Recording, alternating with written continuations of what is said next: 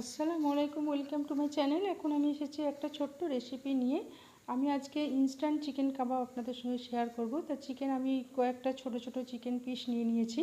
তা এই চিকেন ছোট ছোট পিসগুলো দিয়ে আমি কাবাবটা তৈরি করব এবং খুব অল্প পরিমাণেই চিকেনটা নিয়েছি। চিকেনটাকে আমি ভালো করে ধুয়ে নিয়ে পানি ঝরিয়ে নিয়েছি। এটাকে আমি একটা প্যানের মধ্যে দিয়ে দেবো।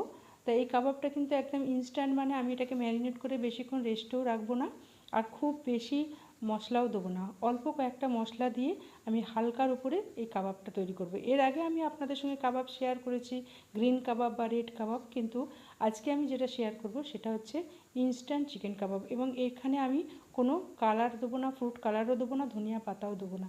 তা দেখুন চিকেনটাকে আমি একটা প্যানের মধ্যে নিয়ে নিয়েছি। এবার আমি এর মধ্যে ফার্স্ট অফ অল দিয়ে দিলাম মাস্টার্ড অয়েল অর্থাৎ সর্ষের তেল।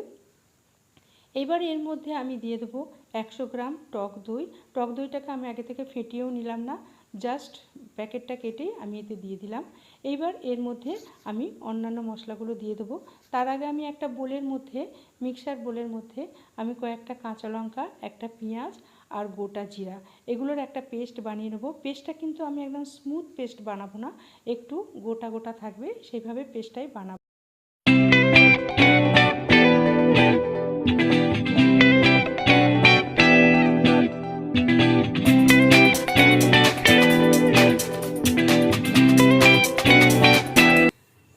এবার আমি পেস্টটাকে বানিয়ে নেব। পেস্টটা আমি বানিয়ে নিয়েছি, এটা আমি মাংসের মধ্যে দিয়ে দিলাম। এবারে আমি অন্যান্য গুঁড়ো মশলা দেবো। তা আমি প্রথমেই দিয়ে দিচ্ছি এখানে গুঁড়ো মশলার মধ্যে, প্রথমেই আমি এখানে দিয়ে দিচ্ছি একটু জিঞ্জার পাউডার। জিঞ্জার পাউডারটা কিন্তু হোমমেড পাউডার, যেটা আমি এর আগেও আপনাদের সঙ্গে শেয়ার করেছি। জিঞ্জার পাউডার আমি দিয়ে দিলাম। তা মাংস যেহেতু পরিমাণটা খুব কম, সেজন্য পাউডারটাও একটু কম দিয়েছি। এবার দিয়ে দিচ্ছি সল্ট অর্থাৎ পিঙ্ক সল্ট। এখানে আমি পিঙ্ক সল্ট দিয়েছি, আপনারা চাইলে এখানে হোয়াইট সল্টও দিতে পারেন। তাই এবারে সল্টের পরে এবারে আমি দিয়ে দেবো ধনিয়া গুঁড়ো। ধনিয়া গুঁড়ো এবং এখানে আমি একদম হাফ করে 2 টিস্পুনের মতো দিয়েছি, অল্প করে দিয়েছি। এবার দিয়ে দেবো গরম মশলা। গরম মশলাটা দেখুন একদম অল্প পরিমাণে দিয়েছি। মাংস যেহেতু আমার বেশি নেই, একদম অল্প মাংস আছে, 500 থেকে 700-র মধ্যে মাংসটা আছে, সেই জন্যই মশলাগুলো সেই পরিমাণেই আমি দিয়েছি। তা এইবার আমি দিয়ে দিচ্ছি ব্ল্যাক পেপার। ব্ল্যাক পেপারটা অবশ্যই দিতে হবে, কারণ ব্ল্যাক পেপারটা দেওয়ার পরে টেস্টটা অনেক সুন্দর আসে। সব মশলাগুলোকে আমি ভালো করে মাখিয়ে দিচ্ছি প্যানের মধ্যে। এবার প্যানটাকে আমি একটা গ্যাসের মধ্যে বসিয়ে দেবো। গ্যাসটাকে অন করে বসিয়ে দেবো, কারণ এটাকে আমি ম্যারিনেট করে আর রেস্টের মধ্যে রাখবো না। ম্যারিনেট করে ডাইরেক্ট আমি গ্যাসের মধ্যে বসিয়ে দিলাম। গ্যাসটাকে আমি অন করে দিয়েছি। এবার আমি হালকা হাতে এটা নাড়তে থাকবো।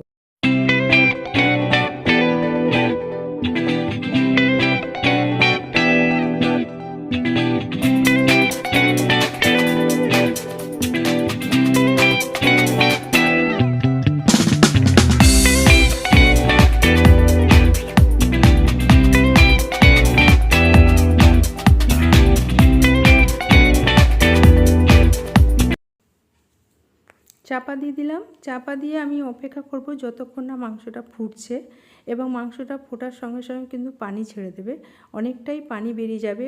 টক দইয়েরও একটু পানি বেরোবে, আর সেই সঙ্গে সঙ্গে মাংসেরও একটু পানি বেরোবে। সেই পানিটাকে কিন্তু সম্পূর্ণ আমাকে শুকিয়ে দিতে হবে। এখানে কিন্তু দেখুন আমি নাড়ছি, পানিটা বেরিয়ে এসছে, কিন্তু অতটা পানি বেরোয়নি, একটু অল্পই বেরিয়েছে। কিন্তু আমি আবার চাপা দিয়ে দেবো। দিয়ে আমি যতক্ষণ না মাংসের পুরো পানিটা বেরিয়ে যাচ্ছে ততক্ষণ চাপা দিয়ে হালকা হাতে আমি নাড়তে থাকবো। মাংসগুলোকে হালকা হাতেই নাড়তে হবে, কারণ যেহেতু এটা ব্রয়লার মুরগি, সেই জন্য মাংসটা কিন্তু একটা ছেড়ে যাবার চান্স থাকে, অর্থাৎ বেশি গলে যাবে, বেশি সেদ্ধ হয়ে যাবে, সেদ্ধ হয়ে গিয়ে মাংসটা পুরোটাই ছেড়ে যাবে। দেখুন কতটা পানি বেরিয়ে গেছে। আমাকে কিন্তু এই পানিটা পুরোটাই শুকিয়ে নিতে হবে, এবং পানিটা পুরোটা শুকিয়ে নেবার জন্য আমাকে কিন্তু মাংসটা প্রথম থেকে একটা হাই ফ্লেমের মধ্যে রেখে দিতে হবে। আমি প্যানটা কিন্তু হাই ফ্লেমের মধ্যেই রেখেছি। হাই ফ্লেমেই আমি এই মাংসের পানিটাকে একদম শুকিয়ে নেব। তা আমি আবার একবার ভালো করে মাংসটা নেড়ে নিলাম, এবং মাঝখানটা একটু ফাঁকা করে দিচ্ছি, তার একটাই কারণ পানিটা যত তাড়াতাড়ি শুকিয়ে যায়। পানিটা দেখুন একদম শুকিয়ে গেছে এবং তেলটাও ছেড়ে দিয়েছে। দেখুন প্যানের নিচে দেখুন, প্যানের তলার দিকে তেলটা ছেড়ে দিয়েছে। আমি দেখাচ্ছি মাংসগুলো সরিয়ে সরিয়ে দেখুন, দেখুন তেলটা ছেড়ে দিয়েছে। এইবার আমি এর মধ্যে দিয়ে দেবো কসুরি মেথি। তো কসুরি মেথিটা যতক্ষণ পানি ছিল বা ম্যারিনেট করার সময় আমি কিন্তু দিইনি। কসুরি মেথিটা এরকম পানিটা শুকিয়ে যাবার পরই কিন্তু কসুরি মেথিটা দেবো।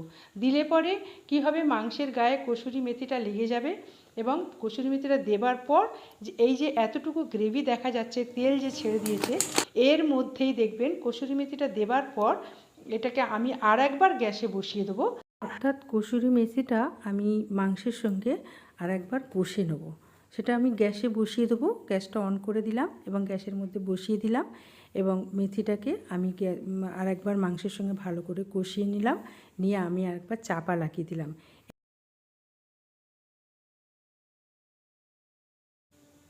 চাপাটা খুলে আমি আর একবার দেখে নিচ্ছি দেখুন, এবং হালকা হাতে আমি আর একবার এটাকে কষে নিলাম। মেথিটা দিয়ে আমি আর একবার ভালো করে কষে নিলাম। এই প্যানটাকে নাবিয়ে নেব। নাবিয়ে নিয়ে এখানে আমি কাবাব করার জন্য আর একটা প্যান বসিয়ে দেবো। তা কাবাব করার জন্য গ্যাসের মধ্যে আমি আর একটা প্যান বসিয়ে দিলাম এবং এখানে আমি বাটার দিয়ে দেবো। বাটার দেখুন ছোট ছোট দুটো টুকরো আমি দিয়ে দিচ্ছি। আমি এখানে কিন্তু বেশি তেল বা বেশি বাটার এখানে ব্যবহার করলাম না এবং তেলও আমি দিয়েছিলাম একদম অল্প পরিমাণে তেল দিয়েছিলাম। অল্প তেলে, অল্প বাটারে, অল্প মশলার মধ্যেই এই কাবাবটা তৈরি করব এবং এই কাবাবটা খেতে প্রচণ্ড সুন্দর হয়, প্রচণ্ড টেস্টফুল হয়। এর আগেও আমি বাড়িতে অনেকবার বানিয়েছি, সবাই ভালো বলেছে, সেই জন্যেই আমি আপনাদের সঙ্গে এটা শেয়ার করছি। তা রেসিপিটা যদি ভালো লাগে অবশ্যই শেয়ার করবেন এবং প্লিজ কাইন্ডলি সাবস্ক্রাইব করবেন। তা আমি এখানে দেখুন প্যানের মধ্যে আমি বাটারটা যতক্ষণ না মেল্ট হচ্ছে ততক্ষণ আমি টুকরোগুলো দিইনি। বাটারটা মেল্ট হয়ে যাবার পর আমি মাংসের টুকরাগুলো এবার এর মধ্যে প্যানের মধ্যে দিয়ে দিচ্ছি। 2 পিস ছোটো ছোটো বাটারের টুকরো দিয়ে আমি এখানে 6 থেকে 7 পিস মাংসের কাবাব তৈরি করে নেব।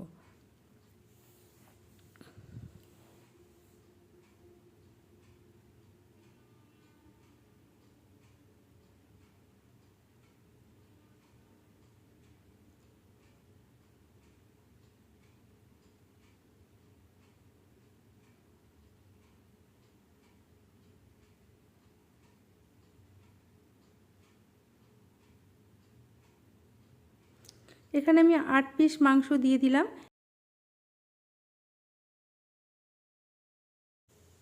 এখানে দেখুন যে প্যানে আমি কাবাবের গ্রেভিটা আমি শুকিয়ে নিয়েছি, ঝোলটা শুকিয়ে নিয়েছি। সেখানে দেখুন অনেক একটু গ্রেভি কেমন রয়ে গেছে।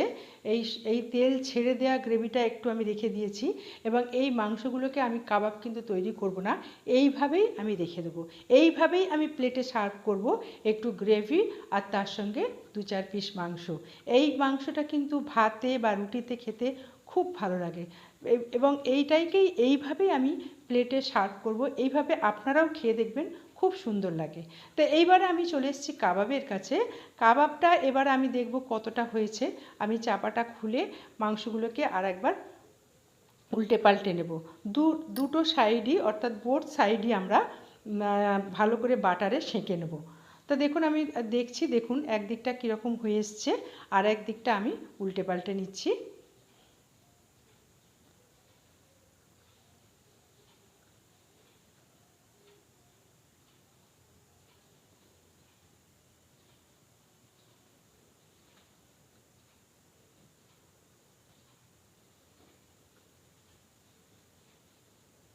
যদি আমার চ্যানেলে এখনও সাবস্ক্রাইব না করে থাকেন প্লিজ কাইন্ডলি সাবস্ক্রাইব করে দিন।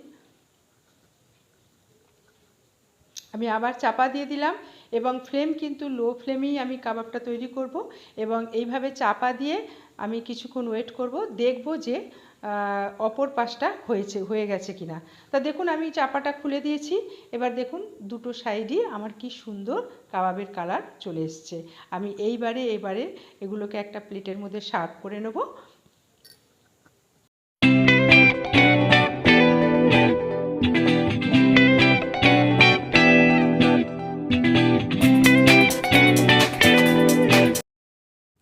কাবাবটা দেখুন আমি একটা প্লেটে সার্ভ করে নিয়েছি এবং আমি যে গ্রেভিটাকে যে পানিটাকে শুকিয়ে যে গ্রেভি তৈরি করে নিয়েছিলাম যে মাংসটাকে, সেই মাংসটা এবং গ্রেভিটাও আমি আর একটা প্লেটে স্যালাডের সঙ্গে আমি সার্ভ করে নিয়েছি।